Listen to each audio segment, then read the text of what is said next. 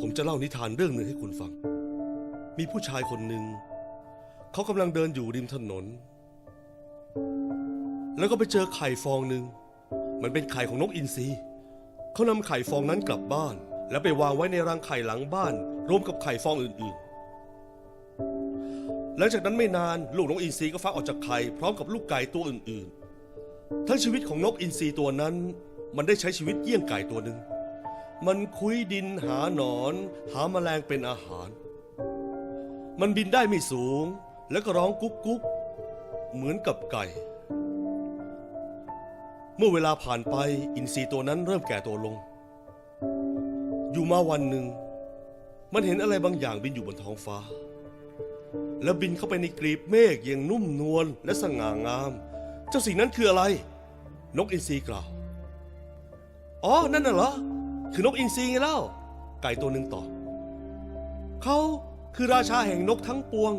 เจ้าแห่งท้องฟ้าแต่พวกเราอยู่ได้แค่บนดินเพราะพวกเราเป็นแค่ไก่อย่าไปสนใจเขาเลยนายไม่มีทางเป็นแบบเขาได้แน่และสุดท้ายนกอินทรีตัวนั้นก็ตายลงเยี่ยงไก่ตัวหนึ่งก็เพราะว่านั่นเป็นสิ่งที่มันเชื่อว่ามันเป็นปีใหม่ปีนี้ถึงเวลาแล้วที่คุณจะต้องเริ่มออกบินตัวคุณเองรู้ดีว่าสถานที่ที่คุณอยู่มันไม่คู่ควรกับคุณบางคนที่คุณอยู่ด้วยก็ไม่คู่ควรกับคุณการงานที่คุณทำอยู่ก็ดูเหมือนจะไม่คู่ควรกับคุณคุณกำลังทำตัวเหมือนไก่ทั้งที่คุณเกิดมาเพื่อจะเป็นนกอินทรีคำถามก็คือคุณจะต้องใช้เวลาอีกนานแค่ไหนกว่าคุณจะตัดสินใจได้กว่าคุณจะกล้าเปลี่ยนแปลงและแสดงความกล้านั้นออกมาแสดงความมีวินัยของคุณคำว่าวินัยเป็นคำที่สำคัญมากวินัยหมายถึงความสามารถในการทำปณิธานที่เคยตั้งไว้ให้สำเร็จถึงแม้ว่าความตื่นเต้นในช่วงแรกจะเลือนหายไปแล้วก็ตามผมจะพูดอีกครั้งเผื่อใครฟังไม่ทันวินัยคือความสามารถในการทำปณิธานที่เคยตั้งไว้ให้สำเร็จถึงแม้ว่าความตื่นเต้นในช่วงแรกจะเลือนหายไปแล้วก็ตามคุณตั้งเป้าว่าจะทำไอ้นู่นไอ้นี่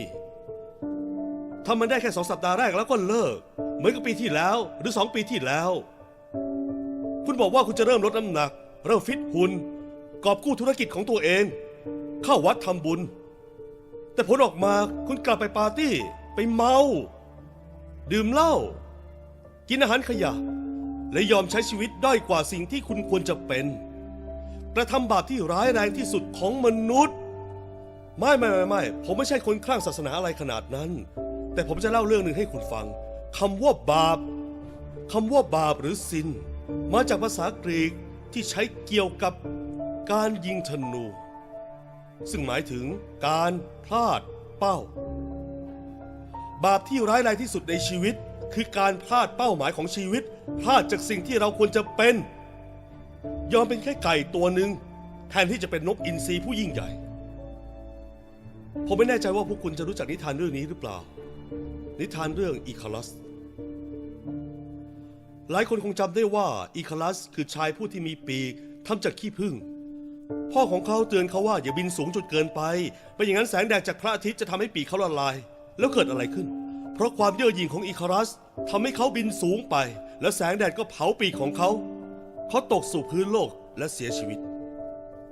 แต่นั่นไม่ใช่เรื่องราวทั้งหมดของอีคารัสไม่เรื่องราวไม่ได้มีแค่นี้พ่อของอีคารัสยังเตือนเขาอีกอย่างหนึ่งว่าอย่าบินต่ำไปพ่อของเขาสอนว่าอย่าบินใกล้กับพื้นผิวทะเลมากเกินไปไม่อย่างนั้นน้ำหนักของลูกจะทำให้ลูกตกลงไปในน้ำเราทุกคนต่างรู้ว่าอย่าทำตัวเป็นคนหยิ่งยโสเราส่วนใหญ่แต่จะมีสักกี่คนที่รู้ว่าเราไม่ควรถ่อมตัวมากเกินไปนอบน้อมโอ้อวดเขินอายปลอดภัยมากเกินไปมีคนเคยกล่าวไว้ว่าสิ่งที่แย่ที่สุดในชีวิตของเราไม่ใช่การที่ตั้งเป้าหมายไว้สูงเกินไปและทำไม่สำเร็จแต่คือการที่ตั้งเป้าหมายไว้ต่ำเกินไปต่างหากผมเห็นผู้คนจำนวนมากบน Facebook Instagram พูดเกี่ยวกับเฟรนด์โซนฮ่าหลายคนเอามาทำเป็นมุกตลกและใช้หยอกล้อกันแต่ผมไม่ค่อยเห็นผู้คนเหล่านี้พูดถึงโซนอื่นๆ Comfort Zone หรือนำคอมฟอร์ตโซนมาทำเป็นมุกตลกขบขันคุณรู้ไหมว่าทำไมเพราะคุณหลายคนยังอยู่ในนั้นไงในปีใหม่ปีนี้มาก้าวออกจากคอมฟอร์ตโซนกันเถอะทรัพย์สมบัติการยกย่องเทิดทูนความกล้าหาญคอมฟอร์ตโซนเปรียบเสมือนถ้ำมืดที่คุณกลัว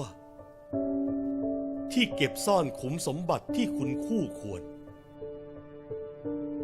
ลืมปณิธานปีใหม่ของคุณไปซะลืมไปได้เลยแล้วมาสร้างปณิธานชีวิตใหม่ของคุณกันเถอะสร้างตัวตนในแบบที่คุณต้องการผมไม่รู้ว่าความฝันของคุณคืออะไรแต่ผมการันตีกับคุณได้เลยว่าในขณะนี้มีผู้ป่วยบางคนในโรงพยาบาลกำลัง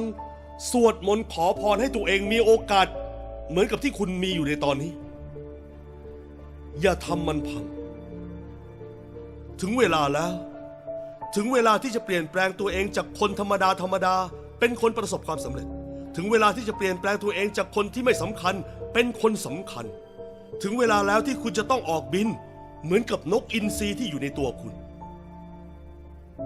หรือคุณอยากจะร้องกุ๊กกุ๊กอยู่กับฝูงไก่ต่อไป